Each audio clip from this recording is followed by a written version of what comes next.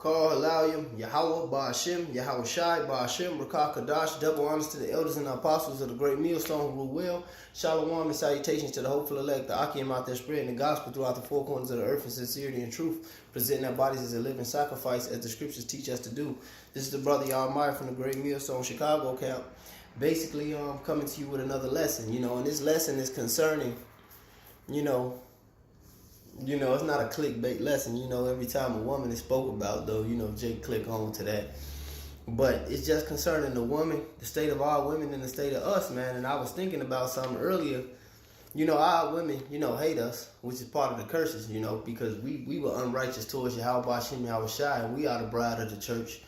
The church is the Salaki, the church is the bride of the Lord, the body. We were rebellious towards him, and we suffer the after effect of that with our women. Our women, when it comes to a man and a woman, an Israelite man and an Israelite woman, whatever tribe, an animal is on a higher level than our relationship status, man. Like how it says with the Lord, the ox knoweth his ass, and the ox and the ass knoweth his master's crib. But my people Israel don't consider. They don't consider that, we're their lords, man. They don't consider that the Lord set up a man over them, man. They don't consider none of that. They don't see us as nothing due to the curses that was put upon us and the furtherance of it with the Willie Lynch syndrome, with the social engineering and everything that Esau has out here, man, with this girl power BS. And we're not valued, man. That's not the time we living in.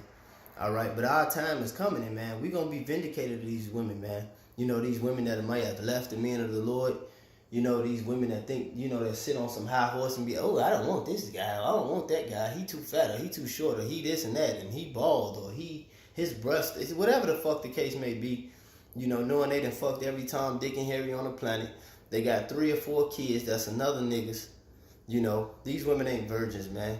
These women, hey, right now what we're doing is more for less, man. In the ancient world, they did less for more. Look at Rebecca, man. The scripture says she was a damsel and she was a virgin. Going to both, meaning she was a young lady and never been in touch and was fine, man. No disagreements with nothing. He did less for more. Six scriptures say he went right in the tent, man. She became his wife. That was that, man. There wasn't no goddamn fiasco going on. Wait for like these women are full of folly, man, and wickedness, man. Then when you get with them, they put you through all hell, man. And we gonna be vindicated of that. The Lord, on the Israelite minds, Israelite male's mind is vindication, man. And one thing we gonna be venged of and vindicated of is these wicked ass, clamorous ass women, man. And I done dealt with all type of hoes in this truth, man. The ones that think they're in the truth, them the worst ones that try to flip the script on you.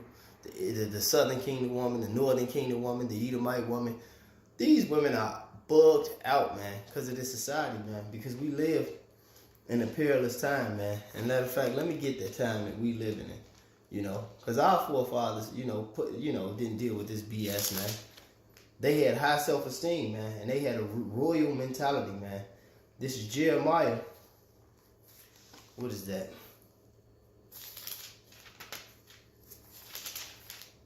I think this is Jeremiah.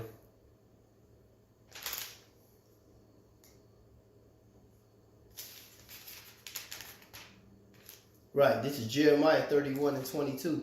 It says, how long wilt thou go about, O thou backsliding daughter? For Yahweh hath created a new thing in the earth. A woman shall compass a man. And that's the time that we're living in, where the woman who has been the weaker vessel throughout the generation shall compass a man. And now it's worth more than ever, man. That Queen of Heaven spirit in the air. Esau set up these demons like Beyonce and Nicki Minaj and all this to give our people a false sense of reality and how they're supposed to act and react. During this generation, look how many men have a resentment towards their father, and they can't react towards the Israelite man that look like them, even when we trying to teach them the truth, because they got that BS in their head that their mama pushed on them. That nigga ain't shit, niggas ain't shit. Well, why you fucking all of them then? Because I done just seen 5 of them leave the house in the last month, but niggas ain't shit. Jake don't ever consider that part, that they mom was fucking lunatic. But that's the curses that we're under, man. And our women hate us. They don't value us. They don't have us in no self-esteem. And on this side, we're gonna take the low, man. That's why amongst the wicked women that's out here, you get the you choose the lesser evil, because all I'm going off, you know. I don't tell a man who to deal with, but you don't want a party woman, you don't want a needy woman, you don't want a bitch eating catfish and celebrating Christmas and all that shit. You know, if you do, you really can't attach to that woman as a true Israelite male. It's better to be alone. A lot of brothers, you know, ask for a woman. They don't even know what the hell they ask for, man. The scriptures say in Corinthians is those that even have a wife as though they had not any, man. We gonna be vindicated to these women, man, because right now as they turn, Esau got them with that child support, that unrighteous decree. They got them with that alimony. You know, they giving them welfare. You know, the scriptures say a gift destroyed the heart. You know, they moved the Israelite male out the house with all that BS, man. But hey, it's the curses, man. And that identifies who the true Hebrew Israelites are. This is Deuteronomy 28:37. It said, "And thou shalt become an astonishment, a proverb and a byword amongst all the nations, whether Yahweh shall send thee." And that's our condition, man. We are astonishment.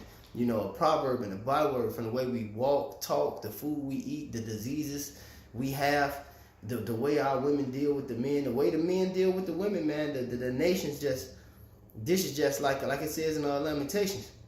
Shake their head at us, man. Is this the glory of the Lord, man? Look at them, man. You don't see the Chinese woman or the Edomite woman or whatever, even though that folly is spreading throughout the other nations too, because they going down. But you don't see them talking about white girls rock, Chinese girls rock. No, that's just a superiority complex that Esau is giving our women over us, man, to dehumanize us and push us down, man. All right, it says this is Deuteronomy 28:56. It says, "The tender and delicate woman which among you which will not adventure to set the sole of her foot upon the ground for the delicateness of tenderness, her eye shall be evil toward the husband of her bosom, and towards her son, and toward her daughter."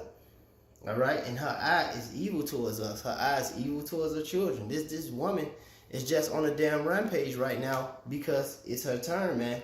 But at the same time, man, when we vindicated of our enemies, man, when martial law coming, and that's coming pretty soon, man, with all these quarantines and all these viruses, a man is going to get his value back, man. And pretty soon, hey, you women who want a lot of men, man, for you women out there, don't worry about it. You're going to have 100 men, man, going right up in you, man, in the siege, man. And that nigga, that man, especially that Israelite man in the truth who you looked at like a nigga, man, he going to look the other way, man. And you're going to be screaming, man, in a fucking alley somewhere, man.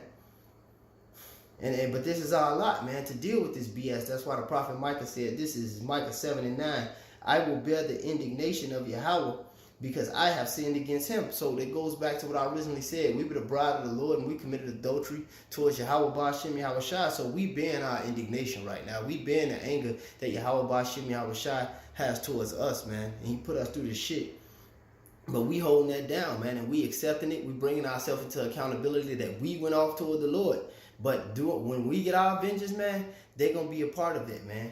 And it's going to be fucking wonderful, man. The 2/3 of our people, which includes the nigga woman, man, you know, all tribes included, the black, Latino, and Native American women that gave us this hell, the 2/3 of them, you know, right, these heathens that's over us, that's not of the nation of Israel, they all going to be a part of this, man. And that's why we should keep going, man, and endure, man, just so we can say to these motherfuckers, "I told you so." Starting with the elders and apostles on down, we told you so, man. This is Micah 7:9. It says, "I will bear the indignation of Yahweh because I have sinned against him until he plead my case and execute judgment for me. He will bring me forth to the light, and I shall behold his righteousness. Then she that is my enemy shall see it." She that is my enemy shall see it. "And shame shall cover her which said unto me, Where is Yahweh thy God? My eyes shall behold her now. She shall be trodden down as the mire of the streets." And that's what's going to happen, man. And every time they doubt a man of the Lord or leave one, that's exactly what they saying, man. Especially if we told them the truth, man. They saying, "Where's your God, man?" Just like Job's wife said, who wasn't on shit, talking about curse the Most High and die, man. That's what these women are spiritually saying, because they let a millionaire, "Hey, what Young Thug, oh, raggedy, ratchet ass say, I talk how I want," and she don't say nothing back. Because that's a royal mentality, but the women are carnal, man. They can see those riches, they can see that. They don't see us as men of the Lord, man. They look at us like niggers, man. That's why they don't respect us, man. They look at us just how Esau taught them to look at us, like fucking niggas, man. And they have no type of respect for us, man. If they did, man, they'd be like Bathsheba in the book of 1 Kings. All right, I think that's 1 Kings, the first chapter and the 15th verse. When she bowed down to King David, he was in a room with another woman, man. And she bowed down before she even started conversation, man. These women ain't on that level. You look at another bitch crazy, they ready to fuck you up or put their hand all in your face just so they can get beat up and call Esau. You know, so that's why it ain't wise to do that neither, man. You just take the low and leave, man. You know, as soon as a bitch call 5-0, I'm disenchanted. I'm gone. The pussy spell ain't gonna work. You know, I don't play police games. No type of games, man. Bitch putting their hands in your face and shit, acting crazy. And that's what they do, man. Like, they ain't fucked 150 niggas, man. Listen, if a woman has sex with more than one man, if her husband didn't die, she's punishable by death. If a woman has sex with another woman, it's punishable by death according to the Holy Scriptures, but we rehearsing the righteous acts. We're not just going to do that. That's not lucrative in this society. That's foolishness, man. You know, that's not even exercising the understanding that you have of the Scriptures. But, case in point, these women are worthy of death. We're worthy of death. That's why we come humbly for the Lord, as they should come humbly before us, like, you know, the brother Rataza say. But we ain't going to get that on this side, man. This is 1 Kings 1:15, just going back to what I was saying. This is 1 Kings 1:15. It says, and Bathsheba went in unto the king unto the chamber, and the king was very old, and Abishag the Shunammite ministered unto the king, and Bathsheba bowed and did obeisance unto the king, and the king said, what wouldest thou? So there you go, man.